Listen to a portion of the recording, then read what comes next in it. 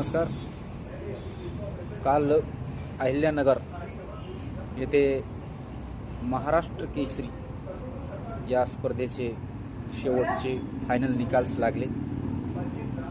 निकालावरून असं लक्षात आलं किंवा ज्या पद्धतीने निकाल लागले त्यावरून बरीचशी गोंधळाची परिस्थिती आहे. काही जण निकालावर आक्षेप व्यक्त करताना दिसत आहेत, काही जण आनंद व्यक्त करताना दिसत आहेत, काही जण उगीच चर्चा करतायत की हे बरोबर होते निकाल का चुकीचे लागलेत किंवा कुठल्या दबावात गेलेत का. असो, याच्यातून एक गोष्ट मात्र नक्की आहे,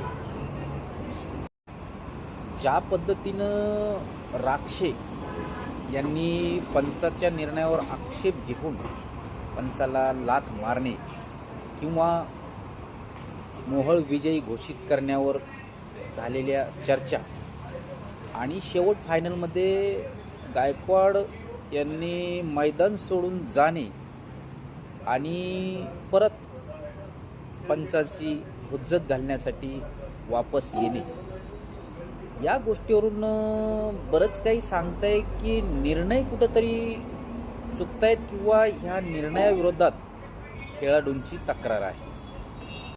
मुळात सर्व परिस्थितीचा जर विचार केला तर देशात म्हणा किंवा कुठल्याही व्यवस्थेमध्ये म्हणा की न्यायालयीन प्रक्रियेमध्ये जो व्यक्ती असतो तो न्याय देताना प्रामाणिक असेलच किंवा कुठल्याही दबावाविना तो निर्णय प्रामाणिकपणे देत असेल का किंवा त्याच्यावर कुठला दबाव असेल का, असं काही प्रामाणिकपणाचं गणित सध्या सांगता येत नाही किंवा न्याय तेवढा व्यवस्थित देण्याची प्रक्रिया आहे का, यावर सध्या विश्वास ठेवण्यासारखी परिस्थिती नाही राहिली.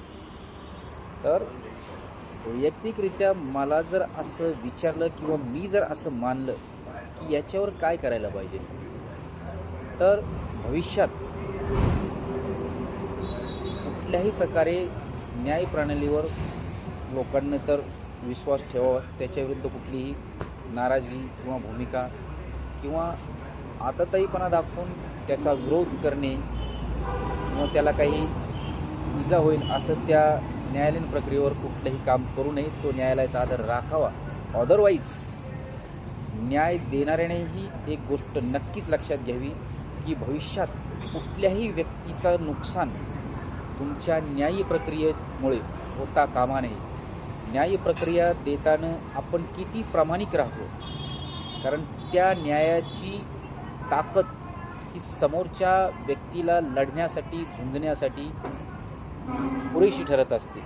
त्यामुळं कुठल्याही राजकीय वैयक्तिक स्वार्थापोटी किंवा कसल्याही दबावात न येता न्याय प्रक्रियेमध्ये समाविष्ट असणाऱ्या प्रत्येकानं कुठल्याही व्यवस्थेमध्ये न्याय देण्यासाठी असणारे, राजकीय असेल असंच नाही आहे, तुमची खेळाडूची न्यायव्यवस्था असेल, तुमची न्यायालयीन प्रक्रिया असेल, तुमची फौजदारी कुठली न्यायालयीन प्रक्रिया असेल, कुठल्याही व्यवस्थेमध्ये ज्यांनी न्याय देण्यासाठी बसलेले त्यांनी प्रामाणिकपणे न्याय देण्याचं काम करावं, जेणेकरून भविष्यात न्याय प्रक्रियेवर आणि पंचांच्या निर्णयाला प्रमाण मानून त्याचा आदर राखण्याची प्रक्रिया भारतात सुरू राहील.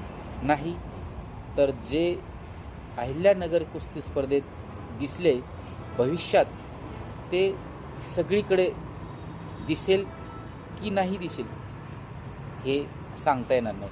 तुर्तास पंचगिरीने न्यायाची प्रामाणिकता राखावी, एवढंच. धन्यवाद.